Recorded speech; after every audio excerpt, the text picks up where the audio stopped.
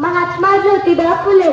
विद्येविना मती गेली, मती विना नीती गेली, नीती विना गती गेली, गती विना वित्त गेले, वित्ताविना शूद्र खचले, इतके अनर्थ एका अविद्येने केले. बहुजन समाजाचे अज्ञान, दारिद्र्य आणि समाजातील जातीभेद पाहून त्यांनी ही सामाजिक परिस्थिती सुधारण्याचा निश्चय केला.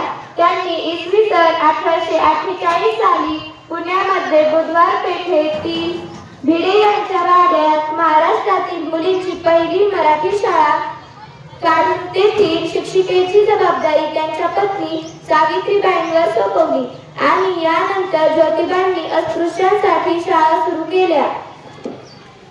महात्मा फुलेंनी शिक्षणाची प्रेरणा अहिल्यानगर मिस फरार यांच्याकडून घेतली होती.